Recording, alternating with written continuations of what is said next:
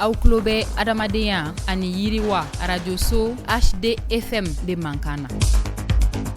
Ni aw ka kunnafoniw ye bamanankan na. Alamɛbaaw ani yantuma a y'aw bisimila buna adamadenya ani yiriwa radio-so HDFM dɔnkibaro kɛnɛ kanan na mi dɔnkibaro kunnafoni na bakurubaw la an bɛna kuma lojuratɔw olu tɔgɔla don ɲɛnɛmayara an ka jamana kɔnɔna na an na o walawala bi dɔnkibaro kɔnɔna na ni o tɛmɛna ka bɔ yen tile 16 baara min ni o nun donna an ka jamana kɔnɔna na waasa ka se ka tɔɔrɔ ani gɛrɛntɛ min bɛ ta ka musolakaw sɛgɛrɛ ka se ka o kɛlɛ an na kuma o fana kan bi dɔnkibaro kɔnɔna na ninnu de ye bakurubaw ye kunnafoni wɛrɛ b'an bolo ka fara minnu kan sɔɔni an bɛna kunkun nu ɲɛɲɛ bɔ ɲɔgɔn na aw ye a y'aw bisimila dɔnkibaro kɛnɛ kanan na. Aw tulo bɛ adamadenya ani yiriwa radio-so HDFM de Mankana. Tibarikala a y'aw bisimila ko kura dɔnkibaro kɛnɛ kanan na i n'a fɔ an bɔra k'a fɔ kunnafoni daminɛw la cogoya min na desanburu kalo tile 3 san 2025 o ye don ye don min sɔnnɔ bilalen don diɲɛ kurukara kɔnɔna na k'a kɛ taasibila ye k'a ɲɛsin lojuratɔw mɔ hukumu kɔnɔna na an ka jamana kɔnɔ min ye kɛnɛ belebeleba sigira waasa ka se ka kuma fɛɛrɛ ani dabali min ni o kan ka tigɛ an ka jamana kɔnɔ ka se ka lojuratɔw ka hakɛw kɔni di u mɔ o babusenw o kɔni walawalala an ka jamana minisiriso fɛ minisiriso min kɔni ɲɛsin bɛ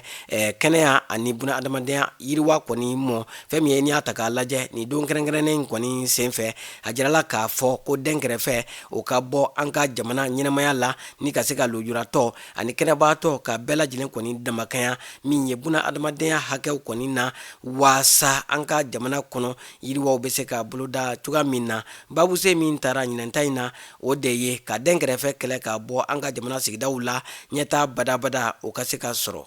tile 16 baara min ni o nun donna an ka jamana kɔnɔna na waasa ka se ka gɛrɛntɛ ani tɔɔrɔ jugu k'o kɛlɛ ka bɔ musolakaw ani bogotiginiw kɔni ka hukumu kɔnɔna na min ye HDFM maaw ye wulikajɔ kɔni sabati ni ka taa sifinakaw ka taa olu kɔni ɲininka wakinaw la wakina ye min ye waasa musolakaw ani bogotiginiw olu ka se ka tanga bɔlɔlɔ siraw kɔni fɛ u y'u ɲininka o la u maaw kɔni caman y'a jira k'a fɔ ko bɔlɔlɔ kɔni jɔyɔrɔba de bɛ musolakaw ani bogotiginiw kɔni tangali la ka bɔ gɛrɛntɛ ani tɔɔrɔ jugu mɔ an bɛ taa an ka jamana kunnafoni kunkurunw la an bɔ o daminɛ fɛn min ye wulikajɔ belebeleba min kɔni kɛra an ka jamana kɔnɔ projet fɛ projet min ka wulikajɔ ɲɛsinen don ka se ka maa minnu kɔni bɛ yen ni tɔɔrɔ jugu kɔni bɛ u ka olu ka tɔɔrɔ jugu bɛ se ka wuli cogoya min na ka bɔ komini dɔw la ni o ye Tɛnɛnku Mɔpti Bayangara ye Save the Children maaw anu jɛɲɔgɔn ni o ye Yaje Tu ye u ye bolodiɲɔgɔnma kɔni kɛ ka dɛmɛ kɛrɛnkɛrɛnnen ta ka ɲɛsin ni sigida ninnu maaw kɔni mɔ o dɛmɛ kɔni lasera muso 315 kɔni mɔ minnu kɔni bɔra u sigiyɔrɔw la ka na fɛn min ye an ka jamana fan dɔw fɛ ani minnu fana bɔra jamana wɛrɛ la ka na u kun kalifa ani maa minnu fana bɛ yen ni dankari wari tala ka u sɛgɛrɛ o maaw olu fana bɛ a la ani muso bogotigini 85 bɔɲɔgɔnko minnu kɔni bɛ Mɔpti yɔrɔ lakananen min kɔni bɛ wele ko Espace sur Guerre Décide fɛn min ye ni maa kelenkelenna bɛɛ lajɛlen ye 16,000 sefa wari la u y'o kɔni sɔrɔ nɛgɛjuru sira kɔni fɛ waasa ka se ka baaraw kɔni nun don u yɛrɛw ye u ka se ka u yɛrɛ kɔni ta don n'a nataw kɔni na ni wulikajɔ belebeleba sera ka kɛ ala ni OCHA ka bɔ farafinna tilebiyanfan a n'a cɛmancɛ bolo kɔnɔna na olu ka dɛmɛ ye FAO ale ka kulu min bɛ faso Maliba kɔnɔna na u sen donna ɲɔgɔn ye belebeleba la min kɔni bolo dara an ka jamana gouvernement fɛ waasa ka se ka fɛɛrɛw kɔni sigi sen ka an ka jamana sumanw o fɛn minnu kɔni bɛ u tiɲɛ ka se ka fura sɔrɔ o fɛn kɔni na o de kɔni hukumu kɔnɔna na FAO olu ka ciden minnu taara ni kɛnɛ belebeleba in kan u ye foli ani waleɲumandɔ ta ka ɲɛsin an ka jamana gouvernement ma u kɛn bɛ ka cɛsiri min kɔni bolo da waasa ka se ka fɛn minnu bɛ suman kɔni tiɲɛ ka fura sɔrɔ o fɛn kɔni na FAO olu ka kɔrɔfɔ kɔni na ko nin waati in kɔni kɔnɔna na fɛn min ye ko gɛlɛya caman taara k'an ka jamana sumanw kɔni sɛgɛrɛ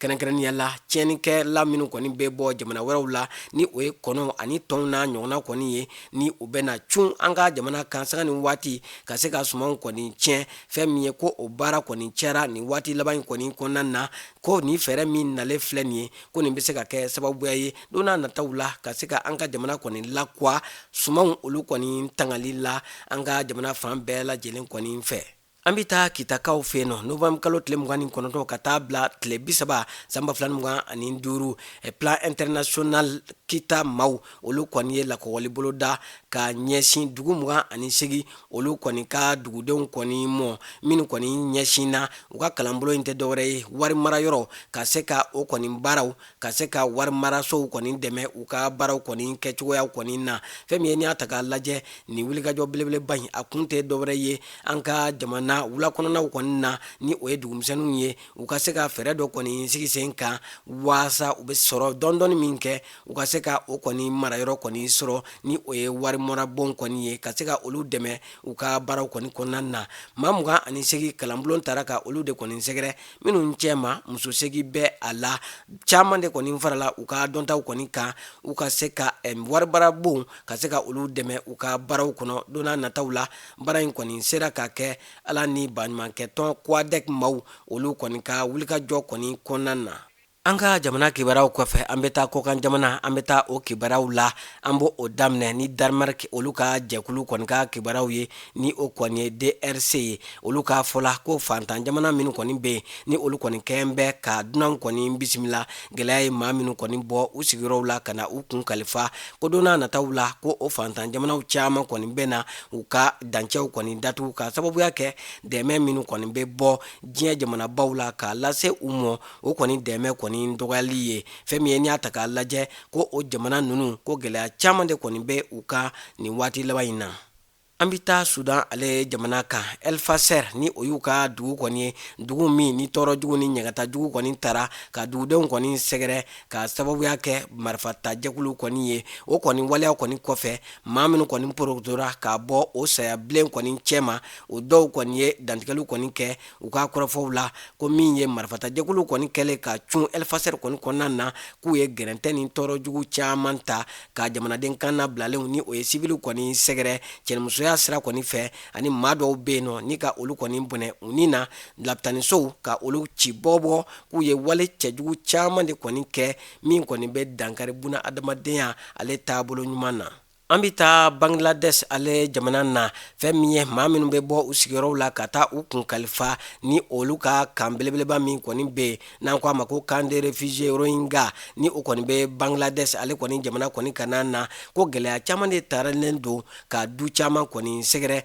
ka sababuya kɛ min ye dɛmɛ o kɔni dɔgɔyalen don ka ɲɛsin u mɔ o kɛlen don sababuya ye jiko ntanya baloko ntanya ka taa se gɛlɛya caman kɔni mɔ fɛn min ye denmisɛnnin minnu ni olu kɔni b'a la k'a sɔrɔ u baw kɔni fɛ nin waati in na ni o ye denɲɛrɛninw ye ko gɛlɛya caman talen don ka olu kɔni sɛgɛrɛ ɲɛnɛmaya kɔnɔ.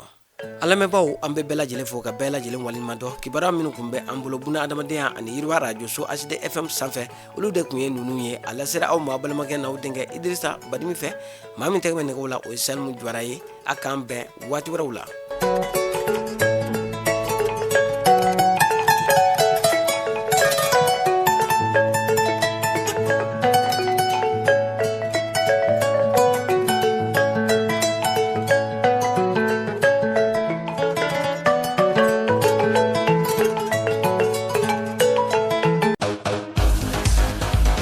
Aw tulo bɛ adamadenya ani yiriwa radio so HD FM de Mankana.